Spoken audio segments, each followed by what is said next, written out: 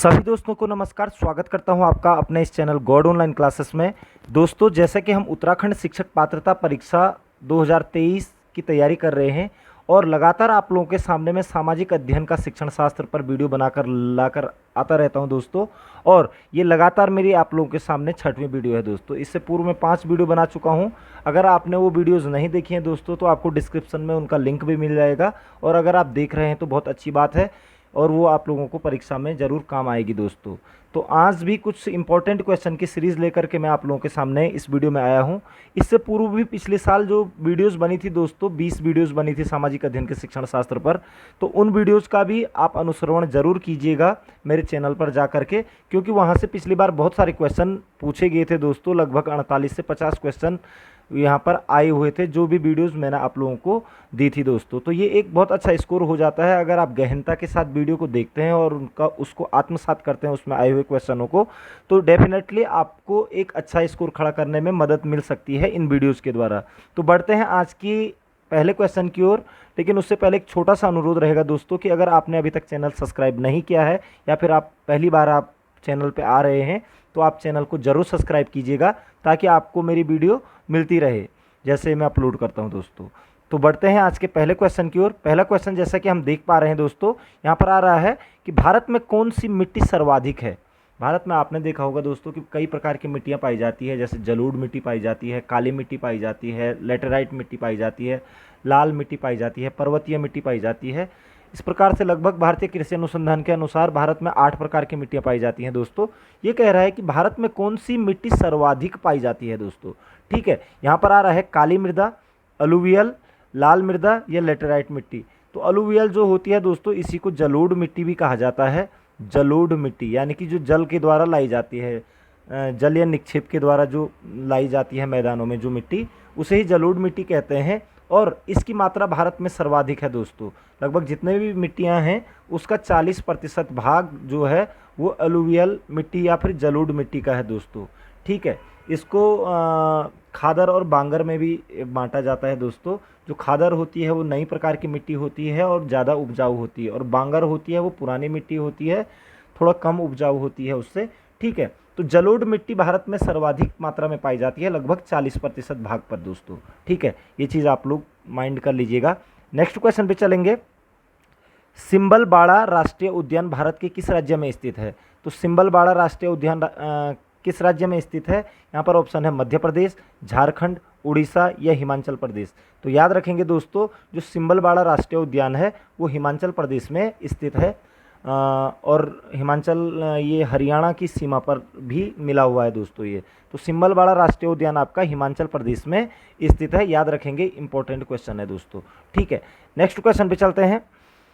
तिपाई मुख बांध का विवाद किन दो देशों के बीच में है। ठीक है, तो तिपाई मुख बांध, सबसे पहले ये बांध कौन सी नदी पर है ये चीज़ पता होना चाहिए हमको। तिपाई मुख बांध जो है दोस्तों ये आपका मणिपुर में है दोस्तों। ठीक है, मणिपुर राज्य में है और बराक नदी पर स्थित है, बराक नदी पर स्थित है दोस्तों। ठीक है, तो तिपाई मुख बांध किस नदी पर स्थित है, तो बराक नदी पर है और मणिपुर राज्य में स्थित है दोस्तों। ठीक है, अब ये पूछ रहा है कि इसके जल विवाद किन दो देशों के बीच में है। तो यहाँ पर ऑप्शन है भारत और पाकिस्तान, भारत और बांग्लादेश, भारत और म्यांमार और भारत और चीन। तो देखिए दोस्तों, जैसे मणिपुर का नाम हमारे सामने आया तो हम इसका अंदाज़ा लगा सकते हैं, क्योंकि भारत की जितनी भी नदियाँ लगभग बहती हैं वो सभी बंगाल की खाड़ी होते हुए बांग्लादेश में भी प्रवेश करती हैं। तो तिपाई मुख बांध का जो विवाद है वो मुख्य रूप से भारत और बांग्लादेश के बीच में है दोस्तों। बाकी तिपाई मुख परियोजना बराक नदी पर है, मणिपुर में दोस्तों। ठीक है, नेक्स्ट क्वेश्चन पे चलेंगे। बंकिंघम नहर भारत के किस राज्य में स्थित है। बंकिंघम नहर बहुत एक लंबी नहर है दोस्तों, ये खारे पानी की और नौकायन के लिए प्रयोग की जाती है। ठीक है, तो खारे पानी की नहर है ये बंकिंघम नहर। ये ब्रिटिश काल में ही बना दी गई थी यहाँ पर। तो ये किस राज्य में है, तो यहाँ पर ऑप्शन है आंध्र प्रदेश, तमिलनाडु, कर्नाटक या 1 और 3 दोनों में। तो याद रखेंगे दोस्तों, जो बंकिंघम नहर है ये आंध्र प्रदेश और तमिलनाडु में है दोस्तों, आंध्र प्रदेश और तमिलनाडु में। ठीक है, तमिलनाडु में। ठीक है, इसको कोमामूर नहर के नाम से भी जाना जाता है, कोमामूर नहर। ठीक है, तो कोमामूर नहर या फिर बंकिंघम नहर भारत के 2 राज्यों में है, आंध्र प्रदेश और तमिलनाडु में स्थित है दोस्तों। तो 1 और 3 इसका आंसर हो जाएगा दोस्तों। ठीक है, नेक्स्ट क्वेश्चन पे चलेंगे। बैलाडीला किसके लिए प्रसिद्ध है? तो बैलाडीला किसके लिए प्रसिद्ध है? यहाँ पर ऑप्शन आया है कोयले के लिए, लौह अयस्क के लिए, तांबा या बॉक्साइट। याद रखिएगा दोस्तों, सबसे पहले तो ये याद रखेंगे कि जो बैलाडीला है ये किस राज्य में है। बैलाडीला जो है दोस्तों ये छत्तीसगढ़ राज्य में के दंतेवाड़ा क्षेत्र में स्थित है दोस्तों। छत्तीसगढ़ राज्य के दंतेवाड़ा में स्थित है बैलाडीला, और ये प्रसिद्ध है लौह अयस्क के लिए। किसके लिए प्रसिद्ध है? लौह अयस्क के लिए। तो बैलाडीला किसके लिए प्रसिद्ध है? तो लौह अयस्क के लिए है, और ये छत्तीसगढ़ राज्य में के दंतेवाड़ा में स्थित है दोस्तों। ठीक है, आई होप आपको वीडियो पसंद आ रही होगी, और इन क्वेश्चनों को गहनता के साथ लीजिए दोस्तों, और अगर पसंद आ रही है दोस्तों तो लाइक करना ना भूलिएगा। नेक्स्ट क्वेश्चन पे चलेंगे। भूपर पट्टी में सबसे अधिक मात्रा में पाए जाने वाले अधातु कौन सी है दोस्तों? ये क्वेश्चन भी कई बार कंफ्यूज करता है और आता ही आता है दोस्तों। कई बार ये क्वेश्चन 3 प्रकार से पूछा जाता है। एक आता है यहाँ पर अधातु की जगह पर धातु, और एक आता है तत्व।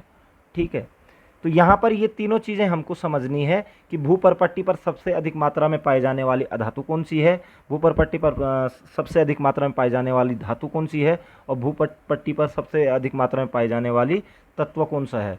तो देखिए दोस्तों, अगर तत्व की बात करें तो वो ऑक्सीजन है दोस्तों। ठीक है, ऑक्सीजन है लगभग 46% भाग पर, भूपर पट्टी के 46% भाग पर ऑक्सीजन पाया जाता है। अगर धातु की बात करें दोस्तों तो धातु में एल्यूमिनियम जो धातु है ये भूपर पट्टी पर लगभग 8.3% के आसपास पाई जाती है दोस्तों। ठीक है, और अगर अधातु की बात करें दोस्तों, ठीक है, अधातु भूपर पट्टी पर सबसे अधिक मात्रा में पाई जाने वाली जो अधातु है वो है दोस्तों सिलिकॉन लगभग 28% पोर्शन में पाई जाती है दोस्तों भूपर पट्टी पर। तो ये चीज़ आप लोगों को क्लियर हो जानी चाहिए कि सबसे अधिक मात्रा में पाई जाने वाली अधातु कौन सी है, तो आप बोलेंगे सिलिकॉन है। सबसे अधिक मात्रा में पाई जाने वाली धातु कौन सी है भूपर पट्टी पर, आप बोलेंगे एल्यूमिनियम है। और भूपर पट्टी पर सबसे अधिक मात्रा में पाई जाने वाला तत्व कौन सा है, तो वो ऑक्सीजन है दोस्तों। ये आपका 46% इसका पार्टिसिपेशन है दोस्तों। तो इस तरीके से आपको ये क्वेश्चन क्लियर हो गए, यहाँ से क्वेश्चन बनता ही बनता है दोस्तों। नेक्स्ट क्वेश्चन पे चलेंगे। सियाल, सीमा और निफे के रूप में भूगर्भ का विभाजन किसने किया था? आपको पता होना चाहिए दोस्तों, जो पृथ्वी की आंतरिक सतह है इसको बांट दिया गया था। ठीक है, आपने इस तरीके का एक कर्व देखा होगा। ठीक है, तो सियाल, सीमा और निफे, ठीक है, जो सबसे बाहर वाला पोर्शन होता है यानी कि भूपर पट्टी, ठीक है, तो इसको सियाल कहा गया, सियाल। बीच वाले पोर्शन को सीमा कहा गया, सीमा। और सबसे आंतरिक पोर्शन को क्या कहा गया, निफे। ठीक है, तो इसका सबसे पहले तो ये बात बोल रहा है कि सियाल, सीमा और निफे में भूगर्भ का विभाजन किसने किया था, तो यहाँ पर है वेन डर ग्रेट ने, हेली ने, या डोहोम्स ने, या स्विस ने। तो याद रखेंगे दोस्तों, सियाल, सीमा और निफे के रूप में भूगर्भ को विभाजित किया था स्विस ने। ठीक है, और इसने तत्वों के आधार पर ही पृथ्वी के भूगर्भ के बारे में बताया था कि 3 परतें हैं, उसमें जो भूपर पट्टी है उसको सियाल कहा उसने। ठीक है, सियाल का मतलब हुआ दोस्तों, SI का मतलब सिलिकॉन, और AL का मतलब एल्यूमिनियम, यानी कि इस भूपर पट्टी पर सबसे ज़्यादा मात्रा में जो पाया जाएगा वो सिलिकॉन और एल्यूमिनियम पाया जाएगा।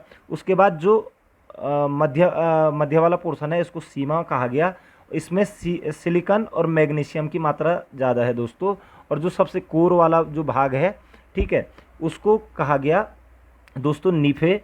ठीक है, निफे, NI का मतलब निकल और FA का मतलब फेरस यानी कि लोहा। तो पृथ्वी के केंद्रीय भाग में सबसे अधिक मात्रा में लोहा पाया जाता है, जबकि भूपर पट्टी पर सर्वाधिक सिलिकॉन पाया जाता है दोस्तों अधातु के रूप में। ये चीज़ मैं बता चुका हूँ। और सियाल, सीमा और निफे के रूप में भूगर्भ को विभाजित भी स्विस ने किया था दोस्तों। ठीक है, नेक्स्ट क्वेश्चन पे चलेंगे। एस्टेरॉयड बेल्ट निम्न में किन ग्रहों के बीच स्थित है? एस्टेरॉयड बेल्ट, ठीक है, यानी कि क्षुद्र ग्रह की जो बेल्ट है, ठीक है, क्षुद्र ग्रह की बेल्ट किन 2 ग्रहों के बीच में स्थित है, यानी कि एस्टेरॉयड बेल्ट कहाँ स्थित है? ये कह रहा है बृहस्पति शुक्र, बृहस्पति अरुण, बृहस्पति शनि या बृहस्पति मंगल। तो याद रखना दोस्तों, बृहस्पति और मंगल के बीच में कुछ इस तरीके के आकाशीय पिंड हैं जो बहुत छोटे हैं, और वहीं पर इनके बीच में रहकर ही सूर्य की चारों ओर क्या करते हैं, परिक्रमा करते हैं। इसीलिए इनके पीछे ग्रह शब्द जुड़ा हुआ है। ग्रह वो होते हैं जो वे आकाशीय पिंड होते हैं जो पृथ्वी जो सूर्य के चारों ओर क्या करते हैं, परिक्रमा करते हैं। इसी प्रकार से ये क्षुद्र, ये छोटे हैं और ये चारों ओर चक्कर लगाते हैं, लेकिन होते किसके बीच में हैं, बृहस्पति और मंगल की कक्षाओं में, यानी कि बृहस्पति और मंगल के बीच में होते हैं और वहीं से सूर्य का चक्कर लगाते हैं दोस्तों। तो एस्ट्रॉयड बेल्ट कहाँ स्थित है, तो आप कहेंगे बृहस्पति और मंगल के बीच में, यानी कि जुपिटर और मार्स के बीच में दोस्तों। ठीक है, नेक्स्ट क्वेश्चन पे चलेंगे। वर्षा द्वारा प्राप्त जल को क्या कहते हैं? वर्षा द्वारा जो प्राप्त होता है जल उसे क्या कहा जाता है? सहजात जल, जुवेनाइल जल, मिटिओरिक जल, इनमें से कोई नहीं। तो याद रखना, वर्षण अगर आपने पढ़ा होगा तो मेटिओरिक जल कहा जाता है दोस्तों। मेटिओरिक जल का मतलब ही वर्षा द्वारा प्राप्त जल होता है। ये क्या होता है कि जो जल पहाड़ों, चट्टानों और मिट्टियों से रिस करके नीचे चला जाता है, यानी कि दोबारा से प्राप्त हो जाता है, जो रिस करके आता है जो जल, ठीक है, मिट्टी, चट्टानों और इनके बीच से, इसे ही मेटिओरिक जल कहा जाता है, यानी कि वर्षा द्वारा प्राप्त जल कहा जाता है। तो वर्षा द्वारा प्राप्त जल को मेटिओरिक जल कहा जाता है दोस्तों। ठीक है, नेक्स्ट क्वेश्चन पे चलेंगे। प्रारंभिक आर्यों के बारे में निम्न कथनों में से कौन सा सही नहीं है? अब यहाँ पर से थोड़ा हिस्ट्री के क्वेश्चन आ रहे हैं कि प्रारंभिक आर्यों के बारे में, जो आर्य थे उनके बारे में कौन सा कथन सही नहीं है? वे संस्कृत बोलने वाले थे, वे घुड़सवारी किया करते थे, वे कई झुंडों में भारत पहुँचे, वे मुख्यतः नगरों में निवास करते थे। तो देखिए दोस्तों, वे संस्कृत बोलते थे, आर्यों की मूल भाषा संस्कृत ही थी, घुड़सवारी करना उनका शौक था या फिर ये कह सकते हैं पेशा था। वे कई झुंडों में, कबीलों में रहते थे, यानी कि कई झुंडों में भारत पहुँचे थे। वे मुख्यतः नगरों में निवास करते थे। दोस्तों आपने पढ़ा होगा कि जो आर्यों की जो वैदिक सभ्यता थी वो ग्रामीण सभ्यता थी। ये क्या थी? ग्रामीण सभ्यता थी, वैदिक सभ्यता।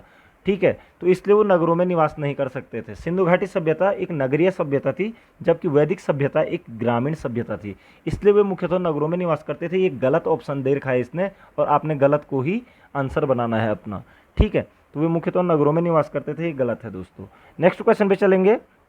वैदिक गणित का महत्वपूर्ण अंग है, यानी कि जो वैदिक गणित जो हम ली जाती है वो कहाँ से ली गई है? तो यहाँ पर है शतपथ ब्राह्मण, अथर्ववेद, शूल्व सूत्र या छांदोग्य उपनिषद।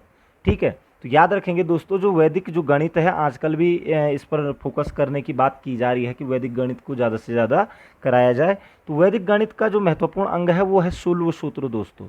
ठीक है, शूल्व सूत्र वैदिक गणित का मुख्य अंग है दोस्तों, यानी कि वैदिक गणित कहाँ से ली गई है? तो शूल्व सूत्र से ली गई है दोस्तों। इसको याद रखेंगे, इंपॉर्टेंट क्वेश्चन है ये भी। ठीक है, नेक्स्ट क्वेश्चन पे चलेंगे। निम्नलिखित में से उत्तर वैदिक काल में लिखे गए ग्रंथों का सही क्रम कौन सा है?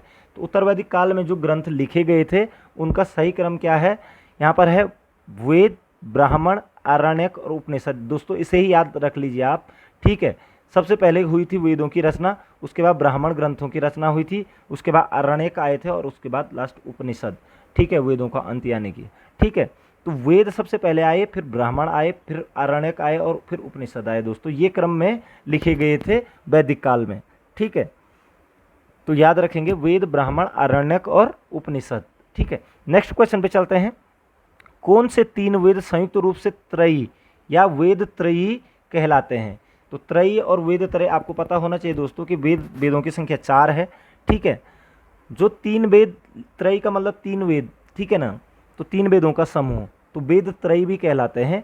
तो तीन वेदों का समूह यहाँ पर जो कहलाता है, यहाँ पर ऑप्शन है ऋग्वेद, यजुर्वेद और सामवेद। ठीक है, तो यही वेद त्रयी भी कहलाते हैं दोस्तों, ऋग्वेद, यजुर्वेद, सामवेद।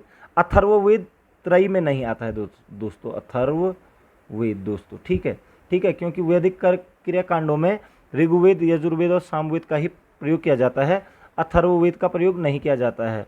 ठीक है, तो वेद त्रयी में अथर्ववेद को नहीं लिया गया है। यह कई बार क्वेश्चन इस तरीके से पूछ लिया जाता है कि वेद त्रयी में कौन सा वेद नहीं है, तो आप कहेंगे अथर्ववेद, और बाकी ऋग्वेद, यजुर्वेद और सामवेद आपके वेद त्रयी कहलाते हैं दोस्तों। नेक्स्ट क्वेश्चन पे चलेंगे। भारत के राज चिन्ह में प्रयुक्त होने वाले शब्द सत्यमेव जयते किस उपनिषद से लिया गया है? ये क्वेश्चन भी बहुत बार पूछा जाता है, ये कह सकते हैं कि गिफ्टेड क्वेश्चन है, हर बार पूछा जाता है दोस्तों।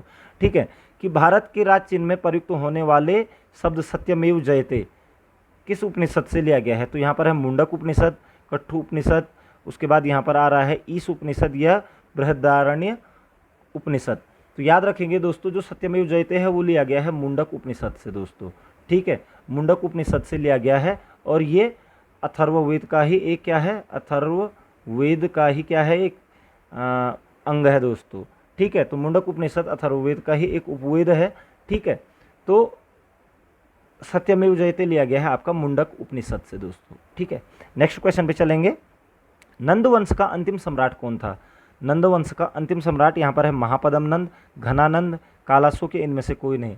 तो देखिए दोस्तों, जो महापदम नंद था वो तो आपका नंदवंश का ये कह सकते हैं कि जिसने नंदवंश का प्रारंभ किया था, यानी कि नंदवंश का संस्थापक था महापदम नंद। लेकिन अंतिम सम्राट था वो था घनानंद दोस्तों।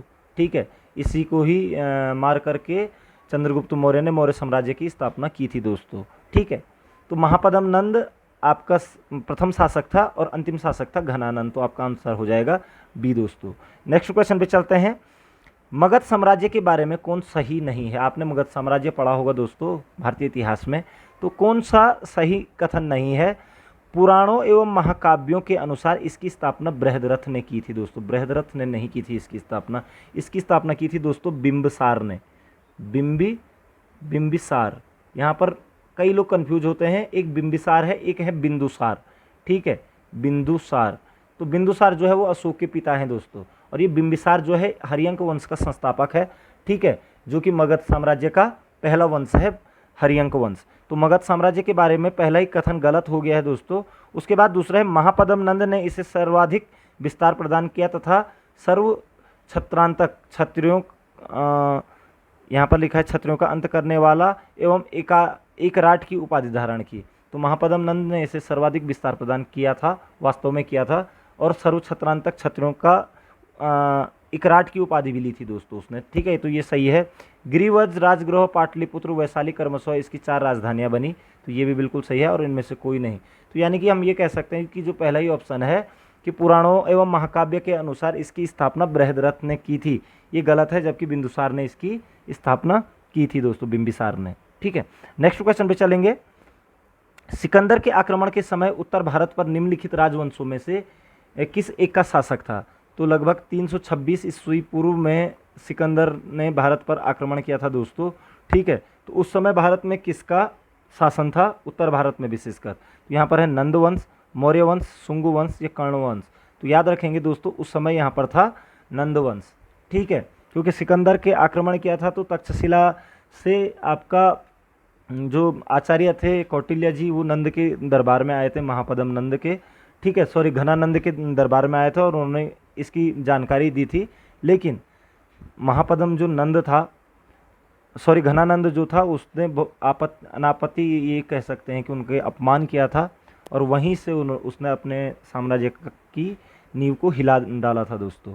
ठीक है, तो बहरहाल सिकंदर के आक्रमण के टाइम 326 ईसा पूर्व में नंदवंश का साम्राज्य था भारत में दोस्तों। ठीक है, उत्तर भारत में। नेक्स्ट क्वेश्चन पे चलेंगे। निम्नलिखित में से किसे उग्रसेन, भयानक सेना का स्वामी कहा जाता है दोस्तों? तो उग्रसेन किसे कहा जाता है? महापदम नंद, घनानंद, शिशुनाग या बिंबिसार? तो याद रखेंगे महापदम नंद जो कि नंदवंश का संस्थापक है, उसे उग्रसेन, उग्रसेन का मतलब होता है भयानक सेना का स्वामी कहा जाता है दोस्तों। तो महापदम नंद को उग्रसेन की उपाधि से भी नवाजा गया है। ठीक है, नेक्स्ट क्वेश्चन पे चलेंगे। अशोक ने 261 ईसा पूर्व में कलिंग को जीतने के बाद क्या किया? तो आपको पता है कि 261 ईसा पूर्व में अशोक ने कलिंग को जीता था। ठीक है, तो उसके बाद क्या किया? अपने राज्य की सीमा बढ़ाई, विश्व विजय के लिए निकल पड़ा, भारी रक्तपात देख युद्ध की नीति को सदा के लिए त्याग दिया। उपयुक्त में से कोई नहीं। तो 261 ईस्वी में जो कलिंग युद्ध जब जीता था दोस्तों, तो बहुत सारा उसने जब रक्तपात देखा था, भारी रक्तपात देखकर युद्ध की नीति को सदैव के लिए त्याग दिया था। उसके बाद उसने युद्ध ही नहीं किए कभी दोस्तों, और वो समाज सेवा और राज्य सेवा में लग गया था दोस्तों। ठीक है, और उसके बाद उसने बौद्ध धर्म भी अपना लिया था।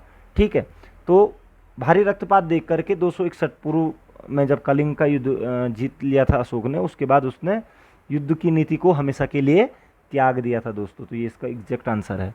नेक्स्ट क्वेश्चन पे चलेंगे। B.R. अम्बेडकर का संविधान सभा में निर्वाचन हुआ था। यहाँ पर ये थोड़ा इंडियन कॉन्स्टिट्यूशन।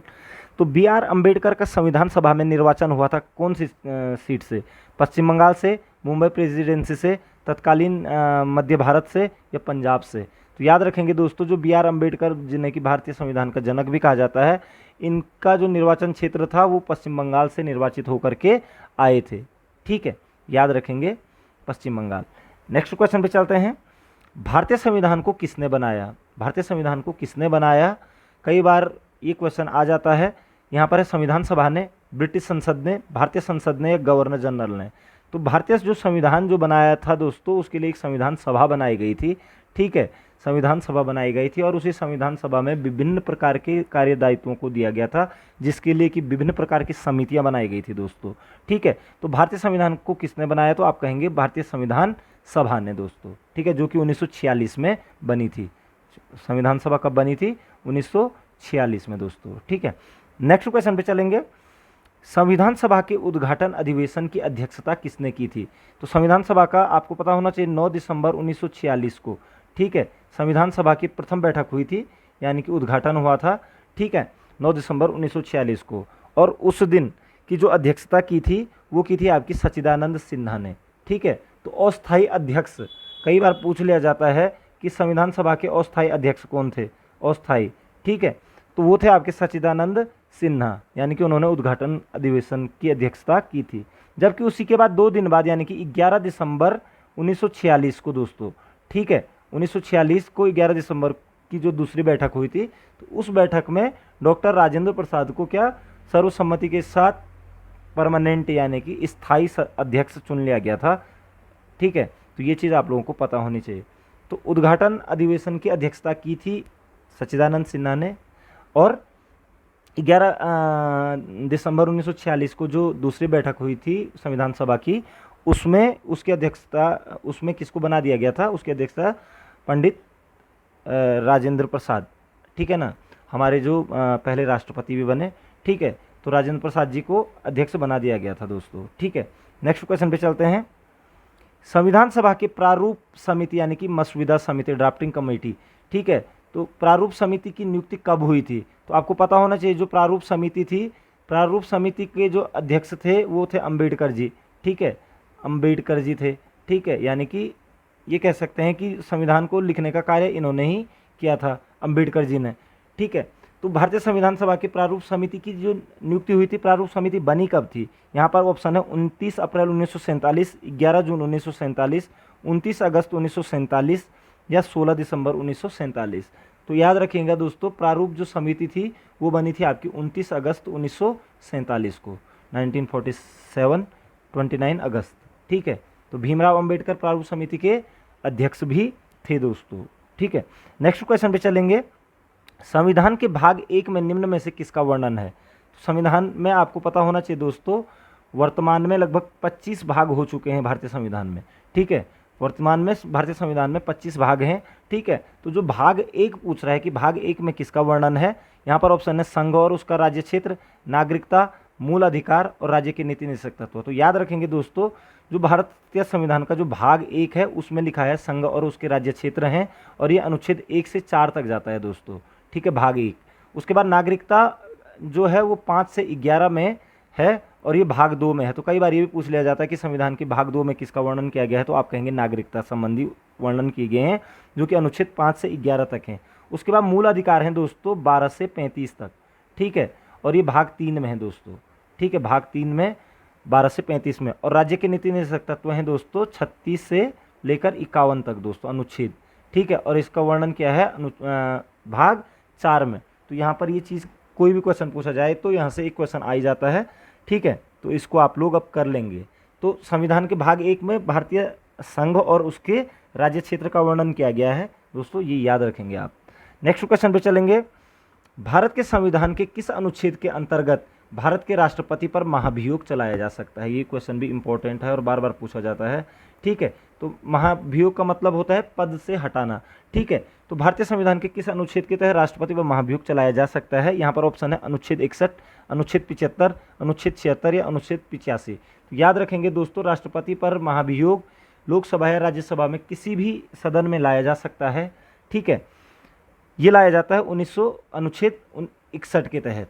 तो अनुच्छेद 61 के तहत राष्ट्रपति पर महाभियोग चलाया जाता है। यद्यपि अभी तक वर्तमान तक भारत में किसी भी राष्ट्रपति पर महाभियोग नहीं लगाया गया है दोस्तों। ठीक है, नेक्स्ट क्वेश्चन पे चलेंगे।